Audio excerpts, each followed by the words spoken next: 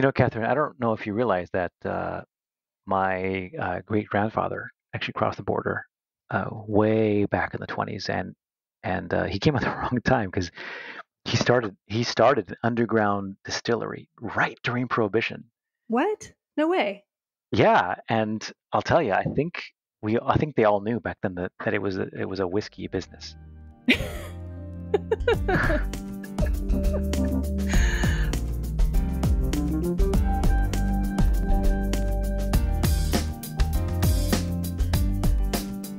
Hello and welcome to The Foretop. It's a roundtable discussion of today's hot button topics in the wine and food world. I am your host, Catherine Cole, joined by co-host Martin Reyes, MW. Hey, Martin, I'm really looking forward to this episode. We kind of wanted to call it Poison, or maybe Smashing the Liquor Machine, or maybe repealing our ideas about prohibition. I guess when this episode comes out, you'll see what we finally decided on. I like that. Catherine, until I prepared for this episode, I think most of us in the wine industry thought that prohibition, it was a terrible law. It devastated the wine industry, hospitality, restaurant, wine business. And of course, family farmers. They were forced to rip out their vineyards, their livelihood, diverted, and it was a challenge. And even today, wine professionals continue to complain about what is our biggest pet peeve, the convoluted three-tier distribution system that came out of Prohibition. No, I agree. And the wine industry seems to be completely against prohibition without realizing the full history of it. And I do, every December 5th, it's the anniversary of the repeal of prohibition. And I get emails and cards from wineries, and I see on their social media feeds that they're celebrating, they have parties. And I think we need to do this episode so people understand that, yes, the three-tier distribution system, which came out of prohibition, is annoying. Yes, it's a nightmare to navigate, but there was a reason for this law to be passed, and it's a reason we can relate to today.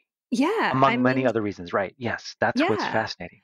And so I think we sure learned a lot researching this episode, and I can't wait for our listeners to hear what our guests have to say. Yes. And on that note, we are joined today by Maura Donegan. She's a columnist at The Guardian, and she's been a leader in the Me Too movement. And she has written about the misunderstood prohibitionist Carrie Nation. I'm really excited to hear from her. And then, we have Mark Lawrence Schrod, an associate professor of political science at Villanova University, and author, most recently, of a fascinating book entitled Smashing the Liquor Machine, A Global History of Prohibition. Okay, so let's get to it. All right.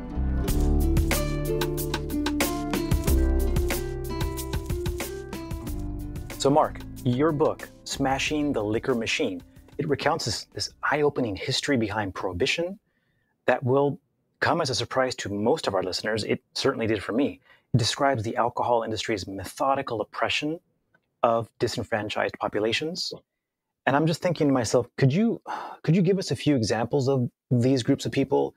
Like, who were they? How was alcohol used to exploit them? And why did they need prohibition? Right. My own background is in sort of comparative politics and Russian politics. My previous book was on vodka, and recognizing that vodka in a Russian context was sort of an instrument of state power. It was the way that the rich got rich, whether it was the czars or the commissars, and the poor got poorer. And, that was the thing, getting people addicted to alcohol and then essentially sucking them dry was just sort of the way things were done. And so actually, a number of years ago, I gave a presentation based on that book in Russian, and I thought they were going to rake me over the coals because I'm airing out dirty laundry, Russia's dirty laundry. And they essentially were indifferent to it. They said, yeah, that's what all countries do. All countries before income tax, they sold alcohol to their own people and made a killing over it. That's just the way the world worked. And I said, oh, well, I should probably figure that out. I should probably look around. And so that's what I did. I kind of looked, first in Russia and then all these different countries of Europe and was seeing that, the usual explanations for why we had prohibition in the United States, that it was Bible-thumping Midwestern evangelical Protestants, didn't seem to hold water in a lot of the rest of the world. And so what you find in the rest of the world is that the liquor industry, and predominantly it's distilled liquor that I end up looking at, less so wine and beer, the fermented beverages. Even though we kind of all lump them together as alcohol, it's mostly distilled liquors, your rums and your whiskeys and your vodkas. Those ended up being these potent, sort of instruments of colonization and oppression in many cases. And so it was very strange to learn that the people who were in the rest of the world, who were the biggest proponents of prohibition, were sort of disenfranchised communities. So Africans in colonial Africa, in South Africa, and in Zimbabwe, or looking at in India, looking at Gandhi and the non-cooperation movement. Gandhi was a prohibitionist, and it wasn't that he necessarily saw alcohol as an evil, but he understood that was the pillar of imperialism, of British imperialism. That is how the Indians were funding their own oppression, was by drinking up. And so whether it was in India or Australia or South Africa or any of these different countries, you found that it was a movement not against alcohol, not against the stuff that was in the cup or the bottle, but it was against this sort of system of predatory capitalism, of people, using a highly addictive substance to sort of subjugate other people and to make lots of money from that. And so that's, very different from the way that we kind of contemporarily understand the alcohol industry today. Mark, that's eye-opening, and we know about prohibition. We almost joke about it and what it was and how lame that was, and we equate it to whatever oppressive, puritanical philosophies are there. And yet, anybody who has a cursory understanding of this has a very different idea of what this was than what you're telling us. This is eye-opening. Mark, in the wine industry, people are constantly complaining about the 3-tier system of distribution, which was put in place during Prohibition. It's strange. I mean, the policy machinations sort of back and forth, that a lot of the policy debates were happening at the state level. You had dry states, you had sort of liquor control states, and you had ones with large amounts of sort of taxes on these things, and they all kind of got crowded out with prohibition. And once national prohibition comes in, that that becomes sort of the de facto policy. But then when you get to repeal, you suddenly have the revisiting of all these different policy options, that had been happening 12 years earlier, 12 plus years earlier. And so, and a lot of those policy debates that you were having in the 1930s result in the sort of the alcohol policies that we see today. I'm here in Pennsylvania. When I first came here, it blew my mind that, you couldn't go to the local beer store to get a 6-pack of beer. You go to the beer store, you have to buy a case or more. If you want anything less than a case, you have to go to a bar, which made absolutely no sense. But, the idea was that this was sort of the holdover from the Prohibition era in the 1930s. So, yeah, these laws that you have, especially, coming after Prohibition, they tend to be really sticky. They tend to stick around for a long time and are very, very difficult to change.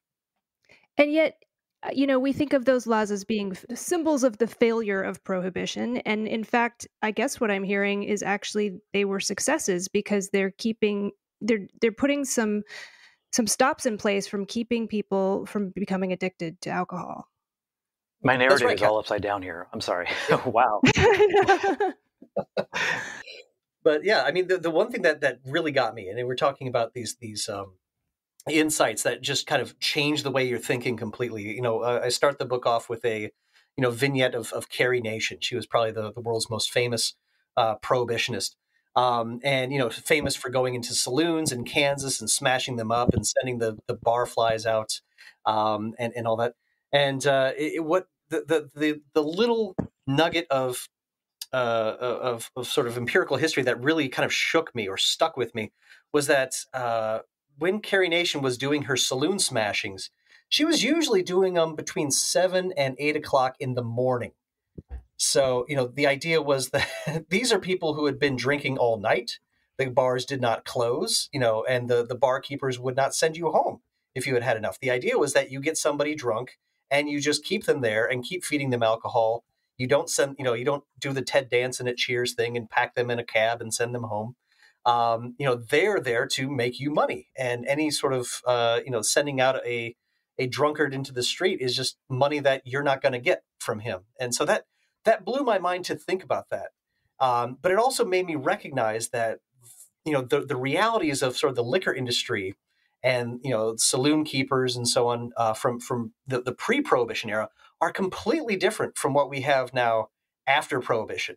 And so in some ways, if you understand that Prohibition wasn't against the liquor in the bottle, and it wasn't sort of Bible thumping about the morality of the drinker per se, but it was actually about the system of predatory capitalism. After Prohibition, you have all these regulations in place.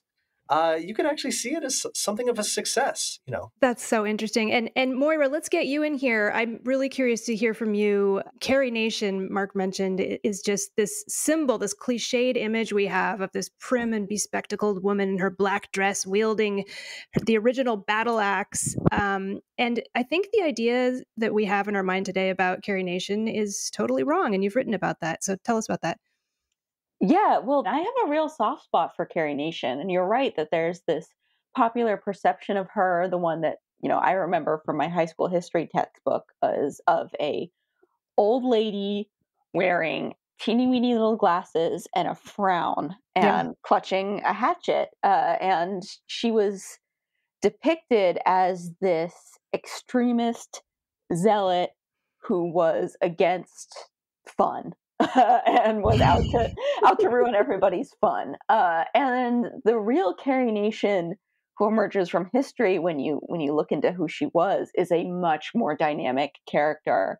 And she's a big figure in Mark's book as well. But she is a woman who is from Kansas. She was a farmer's daughter. She lived this very sheltered life, and along comes to town a doctor who is a veteran of the Union Army, and she fall absolutely in love, and her mom tells her not to do it, but she marries him anyway, and within 16 months he's dead because his drinking progressed really fast to a really unmanageable state. He was out all night drinking away all their money. Carrie's parents came to visit her during this brief first marriage, and they found her dirty and hungry and cold and alone and pregnant. And she had this great hope for, it had been a love match. She had this great hope for this guy and the life that they were going to live together. His name was Charles Gloyd. And she got really dramatically disillusioned. And she has this early, abrupt loss of innocence. And so, she carries this with her all her life. She doesn't immediately start going out with a hatchet smashing bars. She gets really involved with her church. She marries again, kind of for convenience, to this guy named David Nation. But she is an active member of her community, and she's seeing the same thing happen to other women. She's seeing women get sort of destroyed by these husbands who are really prolifically alcoholic. And I think it's important to remember that when we talk about alcohol consumption in the 19th century, it's really on a different order of magnitude to what we talk about with alcohol consumption now. It's, as Mark mentioned, 24 hours a day. There are no laws against over-serving. There's not a lot of scrupulousness on the part of liquor sellers. And it's just in much, much greater quantities. There's most of the estimates I have read said it's about 3 times greater median consumption. So something like 7.5 gallons of pure distilled alcohol per person per year. Well, that makes me feel better about how much I drink. Yeah, it's about 3 times as much as the average drinker drinks now. Makes me feel better too. Thanks, Catherine, for that. Yeah. Those of us in the wine industry. Wow. And is there any indication that it was more addictive in any way? Was it doctored with anything, or was it stronger? Well, there had been sort of this push post-Revolutionary War and a shift more towards distilled spirits, whereas, Carrie Nation's maybe her father, her grandfather would have drank a low ABV beer or hard cider. Her husband was drinking whiskeys and rums. And around the same time in the UK, there's a massive influx of popularity of gin. So in general, people are drinking hard stuff and they're drinking all the time. And by people, I really mean men. Alcohol consumption at this point in time is very gendered. It's not that women don't drink, it's that they don't drink in anything like the quantities men do. And in general, saloons, these tend to be male-only spaces. There aren't a lot of women in there other than proprietors and prostitutes. It's a male pastime that gets disproportionately meted out with, female consequences. Because at this point in time, women, and particularly married women, don't have a ton of rights. Their work is low paid, much lower paid than men's work is. It's sort of looked down on. It's not enough to support yourself. And the wages that you do earn, you don't have control over them because that is your husband's property. The first law against wife beating is passed in Tennessee in 1850. But wife beating is still a very common and in some places legally protected element of marriage. It's called the right of marital chastisement. And it's, there are laws on the books and a lot of case law in effect at this time that protects men's right to beat their wives. Marital rape won't be illegal in the United States until 1993. And, there's not a ton of recourse for a woman who's married to an alcoholic. She doesn't have the right to divorce. She doesn't have the right to keep him from taking her money and drinking it. She doesn't have a right to stop him from coming home drunk and beating her up. And, men are doing this in pretty large numbers. And that's when women start to take action. Wow. And you just reminded me, I remember there was a bar in Chicago that didn't allow women until, I want to say, the late 90s. I need to look it up. But yeah, women didn't used to even be allowed in many bars. And you've written, Moira, that when Carrie Nation took her axe up, she was taking that axe up in defense that I'm quoting from your article, she took her axe to the bottles. She saw herself as taking an axe to the forces that enabled domestic violence, sexual harassment, and rape. I don't think anyone in the alcohol industry today has thought of prohibition from that point of view. No, I don't think so. No. Yeah, it's interesting because our ideas about what's acceptable, what's normal, these change a lot, right? Especially when you're looking at within marriages or within families. When I was growing up, it was really normal for parents to spank their kids, and that has become way less normal now. And what you see with the temperance movement, which I conceptualize this end of the temperance movement as really being a mass movement by women against domestic violence. You see women sort of rising up to say, wait, this is actually a problem that we're getting hit by and abandoned and neglected by our drunken husbands. We are articulating that it is a problem. We are articulating what we feel is the cause of the problem. And in Carrie Nation's case, and in the case of a lot of women who took up this direct action, they were directly intervening against what they saw as the cause of the suffering in their lives. Mark, I've heard you say that there is a parallel in today's society, which is the opioid epidemic. We can't imagine a place where, you could pass a constitutional amendment and get, 2/3 of both houses of Congress and 3/4 of all the states to agree to something to take away our freedoms, right? And so it gets wrapped up in this freedom rhetoric. And so since we can't sort of wrap our minds around that, we end up coming up with all these caricatures and vilifying people, right? So that was one of my articles, was trying to figure out, well, how do we understand that you could have a sort of a majority of the population in favor of this thing that we now think of as kind of crazy and kind of abhorrent? And so sort of making a parallel to the opioid epidemic, I think, is probably the most direct one. So suggesting that if you think it's okay for the Sackler family to make billions of dollars pushing opioids, highly addictive opioids on people, and then making out with a basket load of money, well, that's on you. But I mean, if you have a problem with that, 100 years ago, you were probably marching in the temperance ranks. It wasn't just a thing about just women, although women were part of that sort of disenfranchised bunch. Every time I see somebody like a troll online say women's suffrage, that's why they wanted to get the vote, was to take away your freedom to drink. I just like, wait, 18th Amendment came before 19th Amendment. Vote came before the vote, right? So there was only one woman, Jeanette Rankin, the only female member of the House of Representatives. She's the only one who voted for prohibition. Everybody else was a guy. Everybody else, all the other senators, congressmen, all of them were dudes. So the idea that this was just some secret cabal, I think, is more of a product of generations of anti-women sentiment. Catherine and I, we've gone through pockets of different stories, uncovering unique new perspectives related to wine and alcohol with multiple guests, and there's always this eye-opening moment in which, whether history was written or rewritten by those in power, it's a cliche to say that beneath the accepted history there are truths that have been subsumed, and yet it consistently shows up to be relatively true. That you look deeper at something like prohibition, at the ways in which the alcohol was used to subjugate or to control the disenfranchised. Martine, you've got me thinking about gun rights too, like the freedom to not be shot right in your school.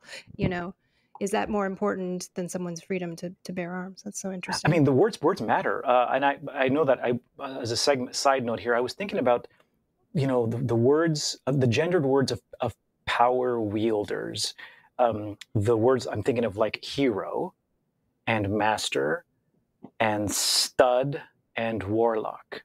Those are powerful words, and they're positive words. What is the female version of those words? Heroine, mistress, bitch, and witch. Isn't that fascinating how those do not have a positive connotation? They are the female equivalent. Well, Martine, it's interesting that you bring up this gendered aspect, and Mark was talking about it as well. We have this received wisdom of the temperance movement as being these joyless, frigid, castrating old ladies, and that is not a coincidence that we have that image. That is something that the liquor industry very much invested in and pushed at the time. Mark is correct to say that, there was not national women's suffrage at the time that prohibition was passed, but that was in part because the liquor industry organized and lobbied very heavily to prevent women's suffrage amendments from passing in the states and also nationally. They hired speakers to go on the lecture circuit. They took out advertisements. They wrote these droolingly misogynist editorials. They published all these editorial cartoons, all this.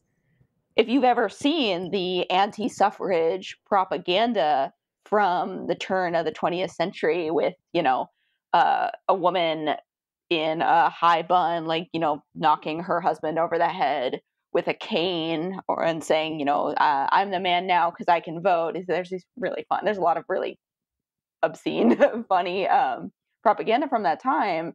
But that was all paid for. Much of it was paid for by the liquor industry itself, specifically because they saw the leadership of women in the temperance movement and thought that women's votes could hurt their bottom line. We are so lucky this season to be sponsored by Lytle Barnett, which is a brand I am personally a huge fan of. It's a collaboration between Oregon-born Andy Lytle, friend of the pod, and Anthony Beck of Graham Beck, the South African sparkling wine house.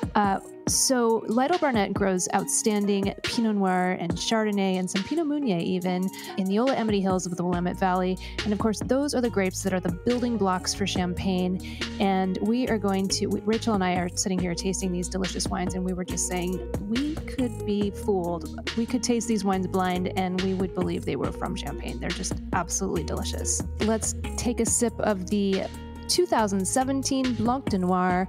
That means it's the white of reds or white of blacks. So it's the white sparkling wine made from Pinot Noir. I'm getting kind of like a briny, salty note on this wine. It's making me think of the aforementioned champagne. The mousse is amazing. It's so frothy. It's so bubbly on the palate. It's absolutely divine. I'm getting super refreshing acidity. Rachel, what are you thinking about this wine? I think this wine is a little bit more serious on the nose, but I love that. On the palate, I get kind of like aged, like wildflower honey, a little bit of dried apple, and like you're saying, that texture is just to die for. Yum, yum, yum. Well, listeners, you've got to try these wines. They are total knockouts. Go to lytlebarnett.com to learn more about these wines. That's lytle-barnett.com. That's Lytle Barnett, sparkling wines from the Willamette Valley. Check them out. Thank you so much, Lytle Barnett, for sponsoring the Foretop. We love you guys. I am so delighted that Aubaine Winery is sponsoring this episode of The Foretop. It is just so easy to record these sponsor segments when I absolutely love the wines that we get to taste. I'm so excited because we get to taste some delicious Pinot Noir today, made by Aubaine's winemaker, the one and only Isabelle Meunier, who is, I would say, probably one of Oregon's top winemakers, probably in the top 3. She's really, really talented. Her resume includes stints at Domaine de la Vougerie in Burgundy, Felton Road in New Zealand, and working alongside Dominique Lafont here at Evening Land in Oregon. Isabelle's winemaking style is absolutely superb, and she knows the Yosemite Hills appellation of the Willamette Valley. She practices old world winemaking in the cellar with wild yeast fermentations, and I cannot wait to taste these 2 Aubaine Pinot Noirs we have here. These are both from the 2019 vintage, which is a vintage I really love for its restraint and balance. So what do we have here, Rachel? We have the Pinot Noir, and then we also have the Joie, which is their reserve Pinot Noir. Let's taste the Pinot here. I am getting some refreshing bitter notes on this wine and some earthy notes, counterbalanced by tart raspberry, subtle tannins, and outstanding acidity. Rachel, what did you think of the Aubaine Pinot Noir we have here? I think this is a wine that is an absolute pleasure to drink. I get red currant, definitely some spice from that Pinot Noir, like allspice maybe, and then like you were saying, that like beautiful red raspberry there. Yeah, this is a really delicious wine. Well, let's move on to the Joie. This is Joie, if you're looking it up. This is the Reserve Pinot Noir. Again, this is a single vineyard wine from the Anahata Vineyard in the Yosemite Hills, and I am definitely tasting that Yosemite Hills, that vibrancy, that electricity. I'm getting, I call it like a bee sting feeling at the finish. This wine has just got that electricity of the Yosemite Hills. It's a little rounder and spicier. Only 198 cases were produced of this very, very unique and rare Pinot Noir. Rachel, what do you think of the Joie Pinot Noir from Aubaine? Yeah, like you're saying, I get a little bit more intensity from this wine, but in a really, really phenomenal way. It's a little bit darker fruit, more kind of like, to me, huckleberry, but with some earthiness there. All in all, it's super elegant, delicious to drink. These are just outstanding Pinot Noirs from the Willamette Valley's Yosemite Hills. We are just so lucky to be able to taste these during our sponsor breaks. Thank you so much, Aubaine, for sponsoring the Foretop. We really appreciate you supporting us.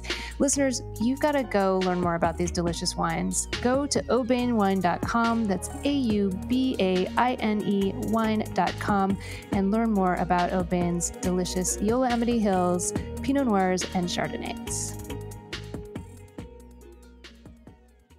And Mark, tell us about Frederick Douglass was a big proponent of prohibition as well, wasn't he? And I didn't realize that until I started reading your work.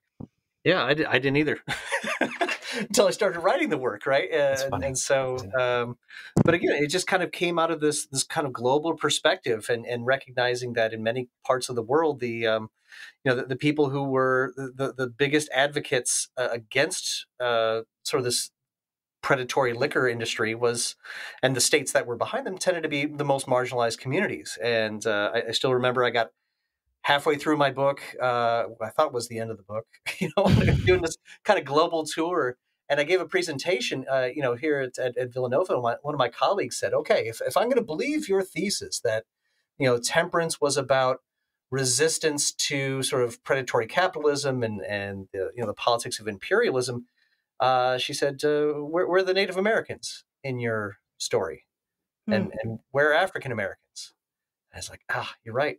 They're not there. Yeah. And that's what made this such a long book, because I had to write another 8 chapters to incorporate them. And when you start to look at that, you find that, America's first prohibitionists were its first peoples, were Native Americans. And then also, African Americans. And so Frederick Douglass, along with abolitionists, a lot of white abolitionists and African American abolitionists, understood, that alcohol was a type of slavery.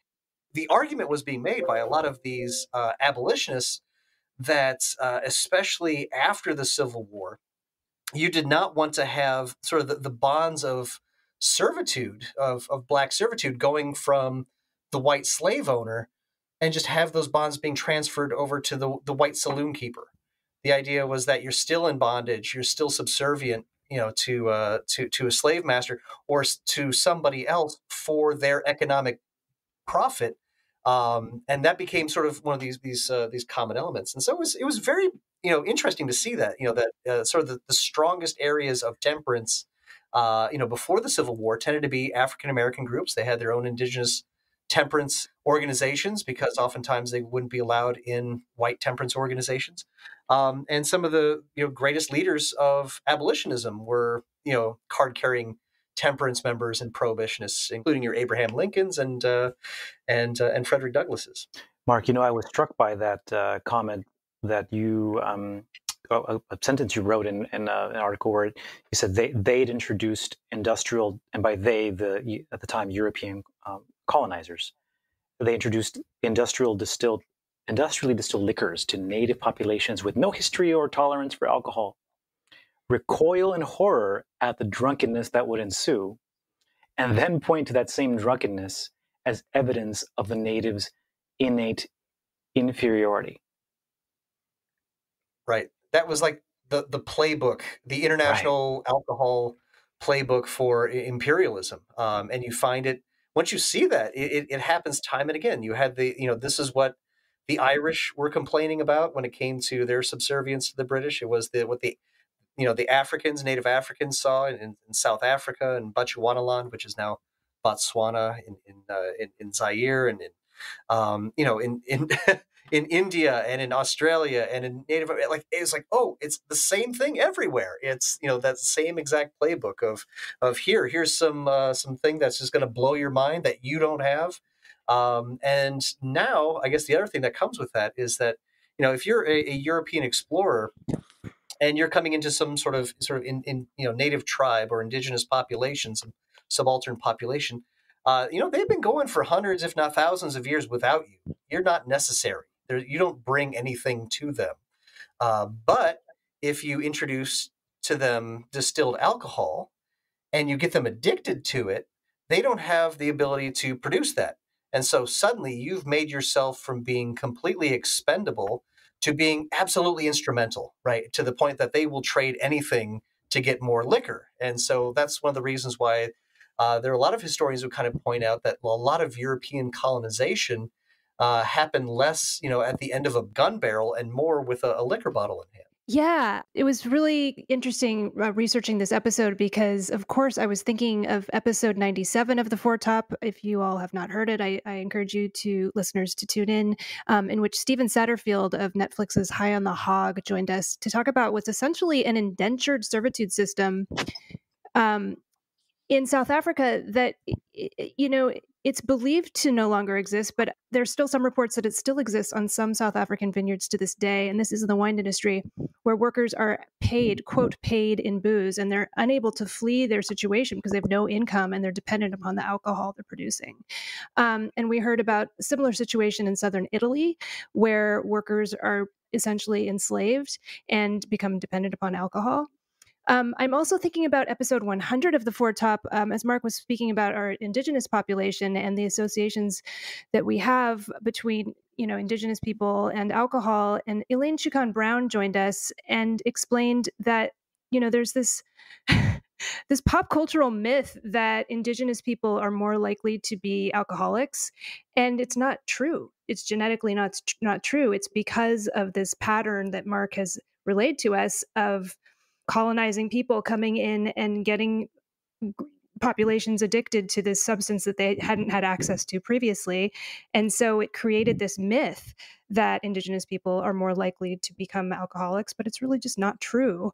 And we just need to overturn, when I was thinking about this episode, I kept thinking, we need to repeal our ideas about prohibition. Mark, getting back to what you were saying about colonization, I was thinking about the Opium Wars. It's so interesting that in high school and college, I remember learning about the Opium Wars, about how the British East India Company came into China and sort of almost forced the Chinese populace to become addicted to opium. But we never learned the story about alcohol. It just wasn't, I don't remember it being taught in our history classes. Yeah, that's right, Catherine. And I mean, it's especially within the British Empire, it was the same dynamics, just different drugs in different places. And so opium for the Chinese and alcohol usually for for the Indians and for the the Africans in South Africa and the Irish and anybody across the Middle East and in Turkey when they occupied those areas. So it's it's similar dynamics, sometimes just a slightly different drug. Yeah. Well, I do want to return to the present day. I find it kind of interesting that Prohibition turned 100 at the height of the Me Too era. And we are actually joined today by a Me Too superstar. Moira, you famously started the Shitty Media Men list. And if our listeners have not come across that, definitely Google it and read about it. And I'm just curious to hear your thoughts about how alcohol continues to play into the sexual assault narrative today. Oh, thank you, Catherine. That's really kind of you. And there's a reason I have this soft spot for Carrie Nation, is because I also, when I was younger, had this gesture of feminist direct action, right? And took what some people understood as a extremist intervention to try and protect women from sexual harassment and sexual assault. Alcohol it sort of troubles a lot of our notions of free will, right? Like drinking, intoxication, addiction. It makes those things kind of blurry, but you do see a recurring correlation between alcohol use and violence, and particularly violent crime. And that's not exclusive to gender violence. Other kinds of violence also become more frequent the more people are drinking. But there is a connection to gender violence and alcohol that was particularly highlighted by the temperance movement, and which comes up a lot in our discussions of sexual violence today.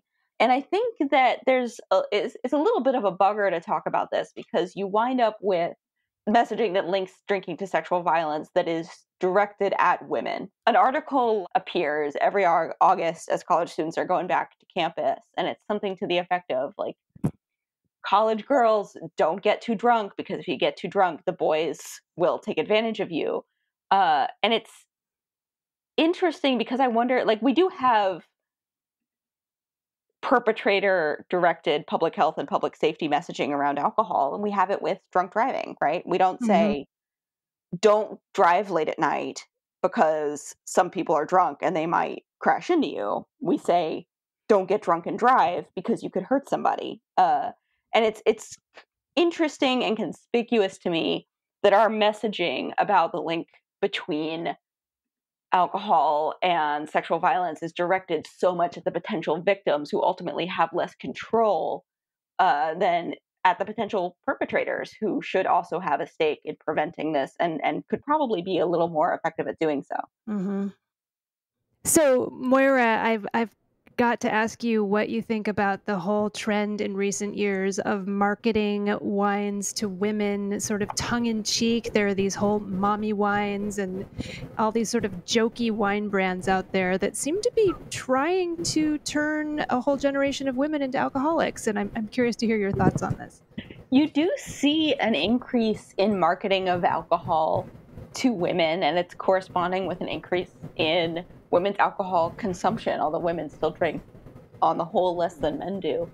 And yeah, Catherine, you're right, because in a lot of these marketing campaigns, there's this kind of like winking nod to like women not being very happy or like women being like too stressed out. Like, I think before we were recording just now, Martine mentioned like the almost meme joke of like mommy needs her juice. And listen, every working mother is a hero. Every working mother deserves a plaque and a parade. And if they need to unwind at the end of a long day of being a professional and a mom and, you know, God knows how many other roles they've fulfilled, like, go for Christ's sake, have the glass of wine. Like, they deserve it. But on the other hand, it does, like, this winking acknowledgement of how stressed out and overworked mothers are points at a much bigger social problem that a glass of wine actually can't fix, you know? Mm-hmm. So I wonder if we might be seeing a little bit of the dynamic that Mark was talking about how people whose labor and you know their working capacity is being a little bit exploited or not compensated fairly are being sort of plied off with alcohol. There's maybe a similar dynamic at play. And, you know, I want to say to working mothers, like, yeah, have the wine. And then also, like, you also need politics. You also need a feminist movement and a more robust welfare state, because there can't be this much pressure on you all the time. It's just not sustainable. Well said, Moira. You know, as we finish up, I'm just curious to hear from both of our guests. We're really a podcast that's concerned mostly with the wine industry. We are people who are in the wine trade or are wine lovers, enthusiasts, and we come to alcohol with this totally positive connotation that it's this blissful industry to work in where we farm beautiful vineyards and we make people happy and we sing "I Feel Pretty" to each other, you know. This episode is just kind of, you know, I think Martine was quoting Mark's article where he used the term recoil in horror. I am recoiling in horror at the industry I know and love. And I'm just curious, what sort of parting thoughts would you both have for those of us in the wine industry? What should we be aware of? That's a simple question, of course. You know, I think in many ways the wine industry and the alcohol, the liquor trade, as you know they used to call it, is back in the day. It's not the same nowadays as it used to be. It's not predatory. You don't have to worry about the barkeeper, the saloon keeper is not also the, you know, he's not also the pawnbroker in the neighborhood who's trying to take everything that you own, right? You know, there seem to be better ethics associated with the market, sort of recognition of the downsides of it as well. And it's not just sort of like a, you know, sort of just kind of acknowledging and kind of moving on. But I mean, these are deeply ingrained understandings that, you know, sometimes just need to be pointed out. And sometimes maybe a little romp through history allows us to kind of take stock and look at the present and say, oh, okay, well, these are things that have changed quite dramatically since the bad old days of the past. Thanks, Mark. And Moira, what about you? Yeah, I think I sort of have like some similar sentiments to what Mark does. You know, if alcohol was only evil and didn't give anybody anything good in their lives, then like prohibition would have worked, and there wouldn't be any sort of problem with overconsumption. You know, because people who consume too much consume because they like are chasing the things that are good about alcohol, the way it like lubricates our social lives and can bring our you know, relationships closer. So there's a lot of good that it does for the world, as well as this, you know, these darker parts that we've been dwelling on. But also, like, I think people, you know, this is maybe touching more on Mark's point. I think people have really developed a very different relationship to alcohol now, especially post-pandemic. You see a lot of people sort of reassessing the role it plays in their lives and maybe taking a step back from like a higher consumption level that they were more accustomed during quarantine. And I don't think that has to be bad news for the wine industry. I think, this balance between alcohol's many benefits and its like pretty dramatic dark sides is something that everybody who has any kind of relationship to alcohol is getting accustomed to exploring. What Moira said was fascinating about how if it was only evil, alcohol, then prohibition was a good thing, full stop. But it's not, and the opposite is also can't be true, which is wine and alcohol isn't just all good. And frankly, I think it mirrors a lot of what we talk about with our own country, right? The way we hold the U.S. as a symbol of a force for good, and therefore some people say, well, we can't criticize. Well, it's okay to look critically at our country. We still love it, and it's okay to look at both, warts and all. It's not a purely good society and country, and there's plenty of reasons to look critically at it, and in doing so advance and progress to reach to attempt to reach the values and the country that our values say we are.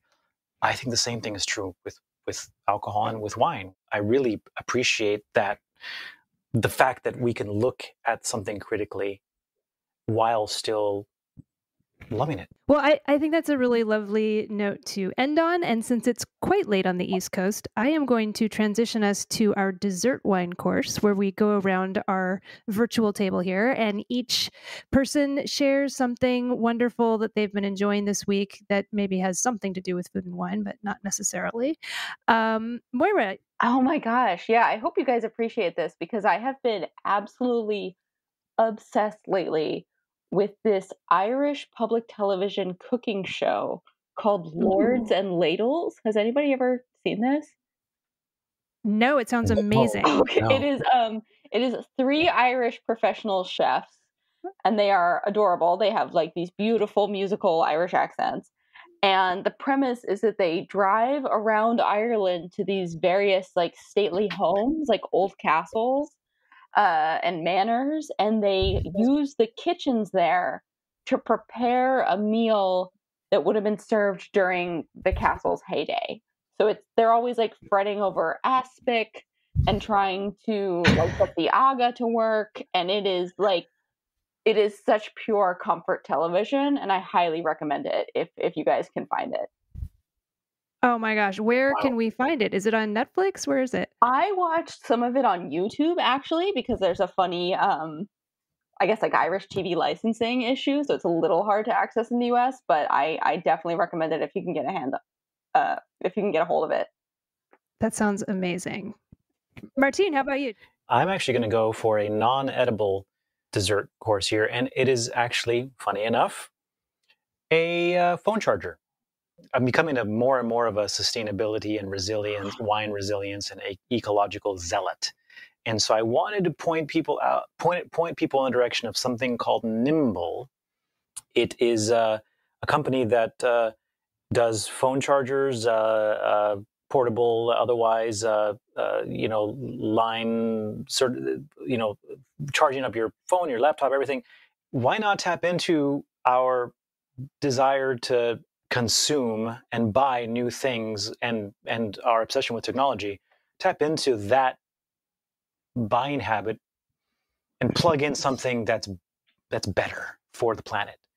So Martine, you just plugged a plug. Oh! You said he was the wow! one. I love this. Catherine, you won the day.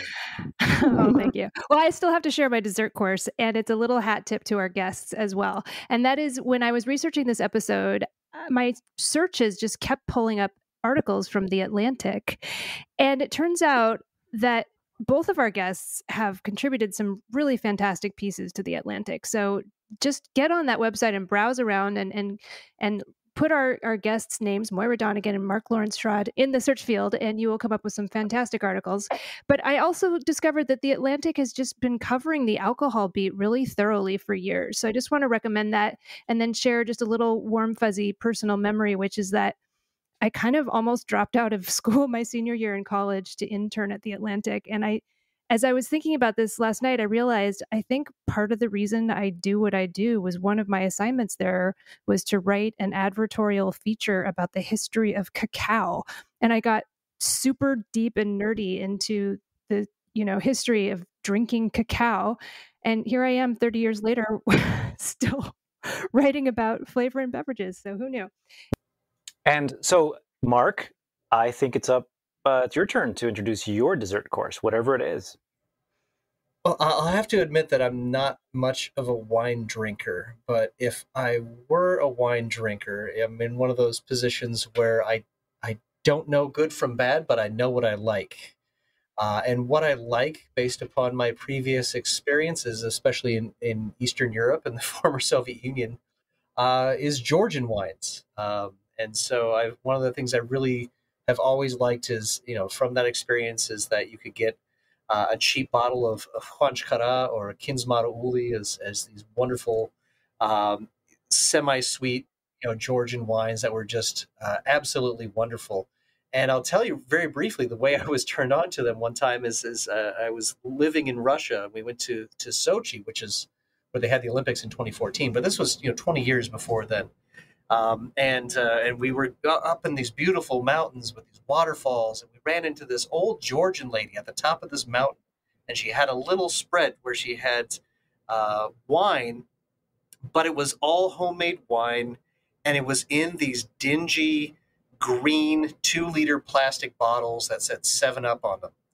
And we're like, oh, okay, this is not good. We don't want anything to do with this. This is probably the least sanitary, least decent thing I could possibly imagine.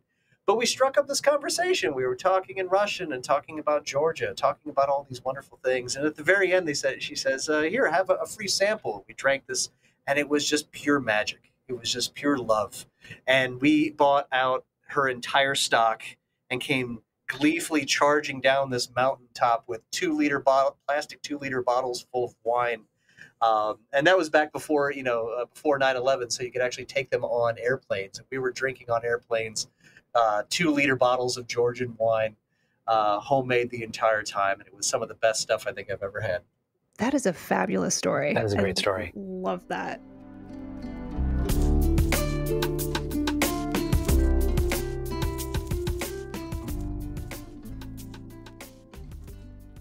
And thank you so much to our brilliant panelists. Yes, you can find Moira Donegan's columns online at theguardian.com.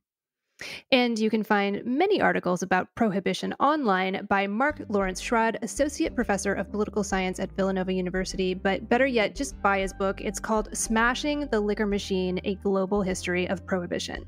You are not prohibited to check his website out. And you can find me, Martin Reyes, at reyeswinegroup.com. Maybe other couple of places too. This is certified sustainable.wine, possibly even napathrives.org. I don't know, there's always things that are happening here, but anyways, that's where you can find me. Busy, busy, busy. And you can find me, Catherine Cole, at catherinecole.com. But better yet, just go to theforetop.org and please get in touch with us. You can find our social media handles on our website. And we want to hear how this episode repealed your opinions about prohibition. Also, please subscribe to The Foretop on your favorite podcast app and leave us a rating on Apple Podcasts so others can find the pod. Signing out here from the high-fiber, protein-packed city of Portland, Oregon, thank you so much for listening. This has been the Foretop Podcast. Catherine Cole is our executive producer, Izzy Kramer is our senior producer, and I'm Keelan King, sound supervisor. We are also assisted by audio editor, Michelle Richards, our production assistant, Rachel Grossman, creative assistant, Lex Rule, and editorial assistant, Nick Toole. Please visit our website, theforetop.org, to learn more about us, listen to back episodes, reach out to us on social media, and purchase books written by our amazing panelists. And if you have not already subscribed to The Foretop on iTunes or Spotify, please do so and leave us a rating. Stay safe out there, and thanks for listening.